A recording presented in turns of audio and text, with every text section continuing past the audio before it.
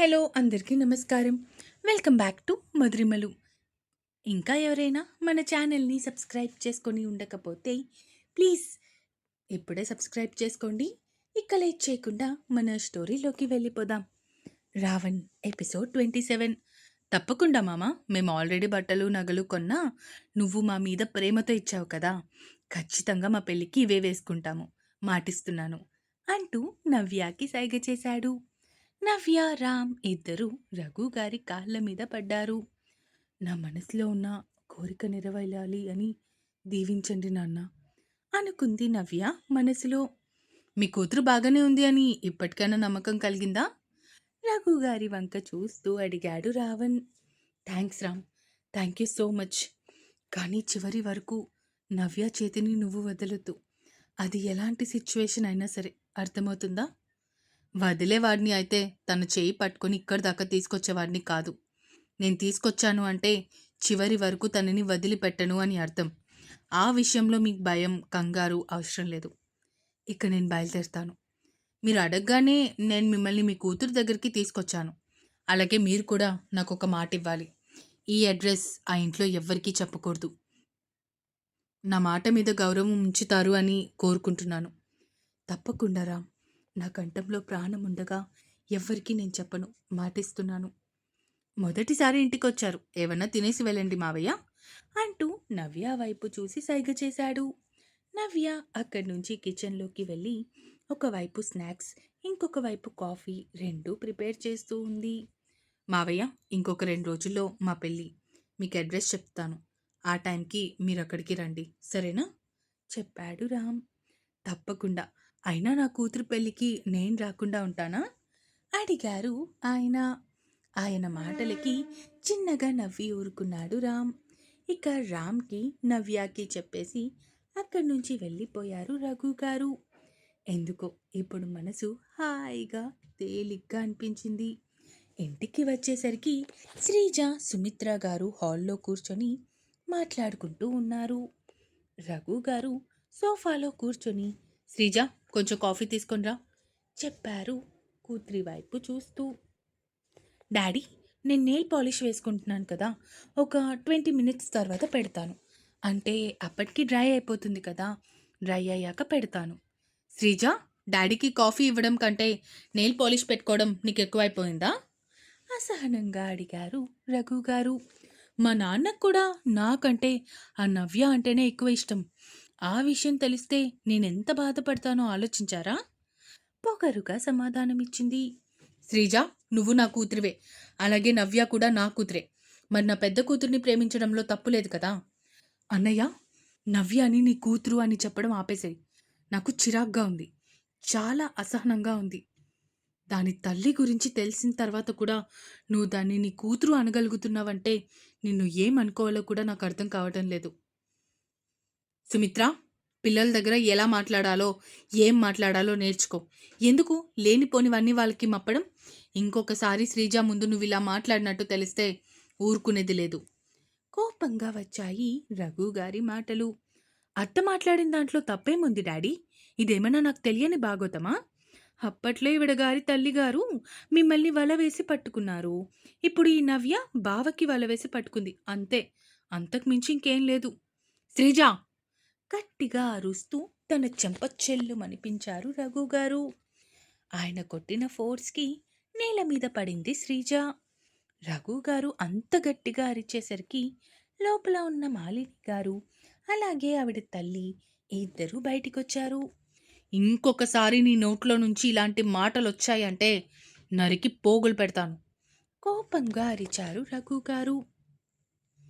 ఇప్పుడు అది మాట్లాడిన దాంట్లో తప్పేముందన్నయ్య? నవ్య తల్లి ఆ తప్పు పని చేయలేదా అరిచారు సుమిత్ర గారు. సుమిత్ర, నాకింకా కోపం తెప్పించుకు అంటూ అరిచి అక్కడి నుంచి ఆయన పర్సనల్ రూమ్లోకి వెళ్ళిపోయారు. కింద పడ్డ కూతురి దగ్గరికి వచ్చారు మాలిని గారు.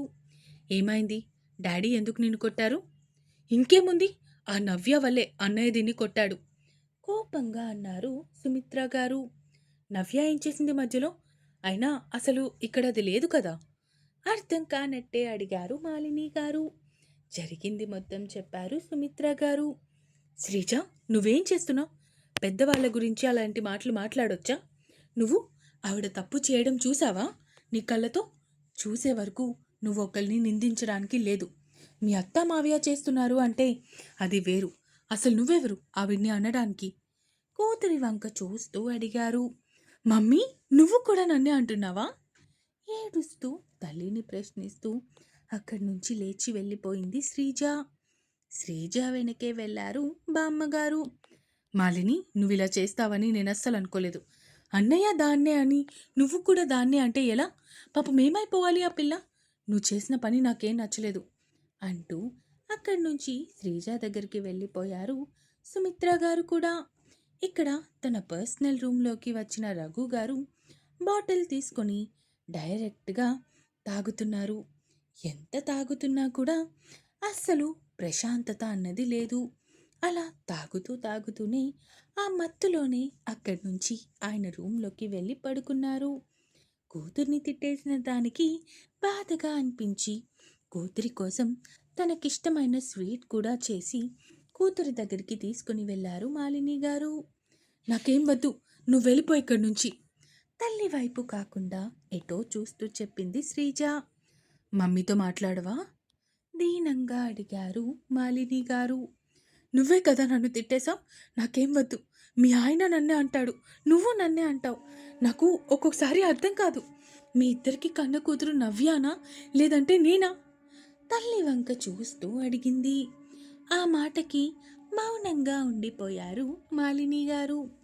మాలిని గారి చేతిలో నుంచి స్వీట్ తీసుకొని, నువ్వెళ్ళు మాలిని, కాసేపు దాన్ని వదిలేస్తే బెటర్ అంటూ మాలిని గారిని అక్కడి నుంచి పంపించేశారు సుమిత్ర గారు. ఏం చేయాలో తెలియక రూమ్లోకి వచ్చారు మాలిని గారు. అప్పటికే తాగేసి రూమ్లోకి వచ్చి పడుకున్నారు రఘు గారు. ఆ స్మెల్ రూమ్ మొత్తం కొడుతూ ఉంటే ఎందుకో దుఃఖం ఆగలేదు మాలిని గారికి. మళ్ళీ తాగేశారా మీరు? ఎందుకు ఇలా తాగుతున్నారు? చచ్చిపోయింది సంధ్య కాదు, నేను చచ్చిపోయాను అనుకుంటూ ఏడుస్తూ అక్కడే మంచం దగ్గర ముడుచుకొని కూర్చొని ఉన్నారు. సంధ్య, సంధ్య, మత్తులో కలవరిస్తున్న పేరుకి మాలిని గారిలో కోపం పెరిగిపోతూ వస్తుంది. సంధ్య, సంధ్య, సంధ్య, మీకు అదొక్కరితే భార్య అన్నట్టు ఎందుకు చేస్తున్నారు? నేను కూడా మీ భార్యనే కదా, కనీసం అది తెలియడం లేదా మీకు? అనుకుంటూ తన కన్నీళ్ళని తుడుచుకుంటూ ఉన్నారు మాలిని గారు. శ్రీజ, మీ అమ్మ మీద కోపం చూపిస్తుంటే ఏంటి అర్థం? ఇవి తిను. అయినా మీ అమ్మ గురించి నీకంటే నాకే బాగా తెలుసు. ఎప్పుడు ఏ ఆలోచన చేస్తుందో ఎవ్వరికీ తెలీదు. మర్చిపోయావా లాస్ట్ టైం నవ్యాని పెళ్ళికి ఎలా తప్పించిందో? నువ్వు అదొక్కటి గుర్తుపెట్టుకో. మీ అమ్మ లాస్ట్ మినిట్లో కూడా ఏదైనా చేయగలదు. అలాంటిది ఆ నవ్య మనకి ఫోన్ చేసి అడ్రస్తో సహా చెప్పింది. ఇంకొక 2 డేస్ ఆగు, ఓపిక పట్టు. నీ బావని నీ వాడిని చేస్తాను.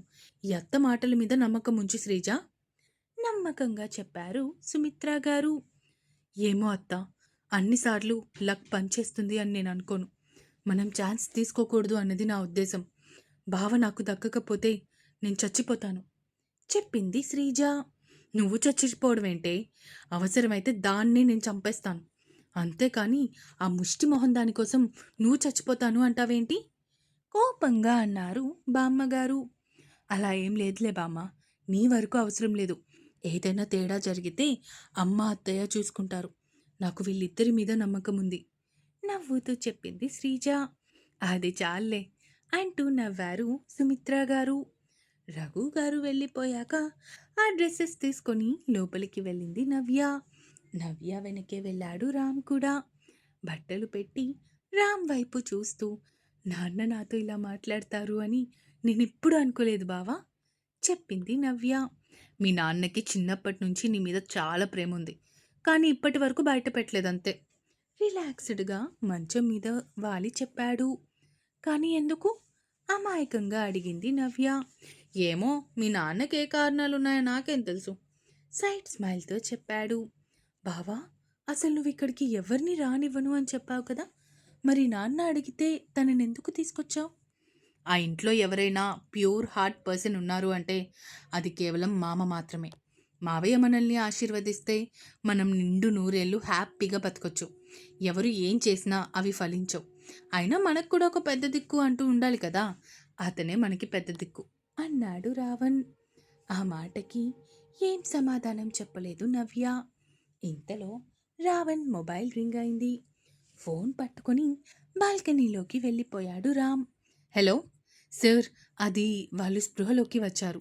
నిజంగానా అడిగాడు. నిజమే సార్, కానీ చాలా కాంప్లికేషన్స్ ఉన్నాయి. మీరు ఒకసారి అర్జెంటుగా బయలుదేరి రావాలి అన్నారు అవతలి వాళ్ళు.